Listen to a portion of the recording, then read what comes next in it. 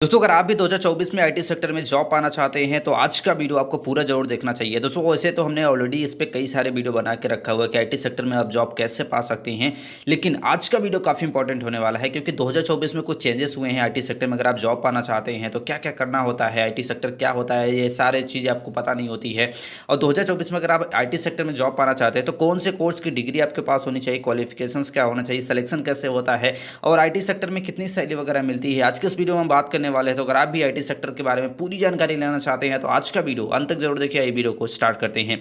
दोस्तों सबसे पहले बात करते हैं कि आईटी सेक्टर क्या होता है। दोस्तों आईटी जिसका मतलब होता है कि इसमें हार्डवेयर या फिर जो सॉफ्टवेयर कंपनियां होती हैं वहां पे आपको काम करना होता है। इसमें काम क्या करना होता है, हार्डवेयर मेकिंग करना होता है, सॉफ्टवेयर मेकिंग हो गया, गेम डेवलपमेंट हो गया, mobile app development, web development, web server management या फिर ई कॉमर्स का जो काम करना होता है वो सारा चीज़ें आपको आईटी सेक्टर में करना होता है। अब बात करते हैं कि आईटी सेक्टर क्या होता है। तो आईटी सेक्टर की बात करते हैं तो आईटी सेक्टर एक इंफॉर्मेशन टेक्नोलॉजी का एरिया होता है जिसमें हार्डवेयर या फिर सॉफ्टवेयर की कंपनियां काम करती हैं।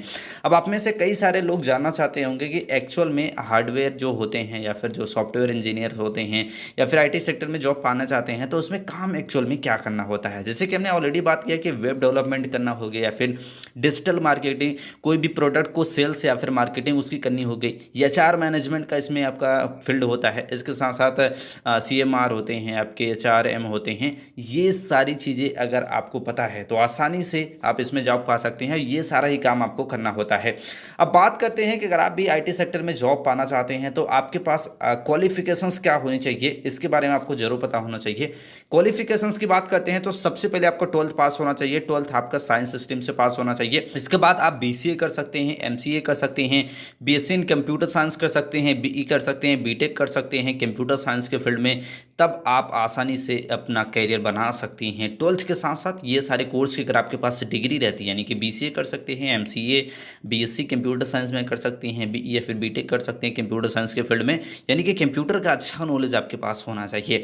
अब इसके बाद बात करते हैं अगर आप आईटी सेक्टर में जॉब पाना चाहते हैं तो उसके लिए सिलेक्शन प्रोसेस में क्या होता है।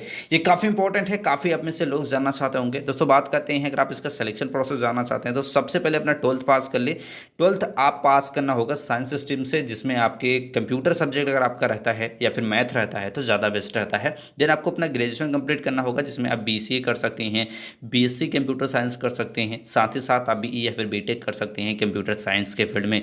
और जैसे आप अपना कोर्स के एडमिशन ले लेते हैं, कोर्स को कंप्लीट कर लेते हैं, इसके बाद आपको 1 या 2 साल का कम से कम एक्सपीरियंस लेना होता है। या फिर आप मास्टर डिग्री के लिए भी जा सकते हैं, जैसे बीसीए करने के बाद एमसीए कर सकते हैं या फिर आप बीटेक करने के बाद आप एमटेक के लिए जा सकते हैं। दोस्तों अगर आपके पास जितना अच्छा एक्सपीरियंस रहता है, वर्क फ्रॉम बारे में जानकारी रहती है, जितना आप अच्छे से काम करना जानते रहते हैं, आसानी से जॉब मिलने के चांसेस होते हैं।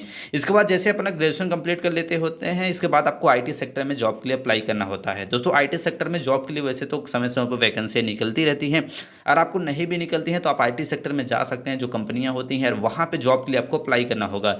जैसे जॉब के लिए अप्लाई करेंगे वहाँ पे देना पड़ता है इंटरव्यू। इंटरव्यू काफ़ी इंपॉर्टेंट होता है जिसमें आपको सारी चीज़ें चेक की जाती हैं कि आपके पास कितनी अच्छी स्किल्स हैं, कितना अच्छा नॉलेज है आपको कंप्यूटर साइंस वगैरह के बारे में, आप वहाँ पे काम कर पाएंगे या फिर नहीं। ये सारी चीज़ों की देखरेख आपके इंटरव्यू में होती है। अगर आप अच्छे से इंटरव्यू को क्वालिफाई कर जाते हैं तो आईटी सेक्टर में जॉब मिल जाती है।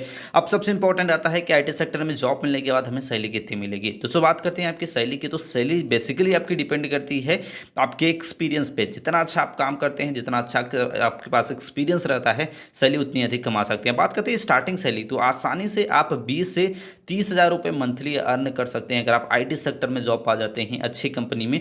वहीं बात करते हैं आपके एक्सपीरियंस गेन करने के बाद तो 30 से 40 हज़ार, या फिर कई सारे तो ऐसे भी आईटी सेक्टर की कंपनियां होती हैं जो लाखों रुपए मंथली आपको पे करती हैं आपकी स्किल्स और आपके एक्सपीरियंस के ऊपर। तो 1 या 2 साल या फिर 3 साल के एक्सपीरियंस के बाद काफ़ी अच्छी अर्निंग यहाँ से कर सकती हैं। आई होप आप समझ गए होंगे कि 2024 में अगर आप आईटी सेक्टर में जॉब पाना चाहते हैं तो क्या क्या चीज़ें आपको करनी होती है। वीडियो से कोई भी हमें क्वेश्चन हो तो आप कमेंट में हमें पूछ सकते हैं। आई होप आज की जानकारी अच्छी लगी हो। ऐसे वीडियो के लिए चैनल को लाइक और सब्सक्राइब जरूर कर ले। मिलते हैं नेक्स्ट वीडियो में, तब तक के लिए जय हिंद।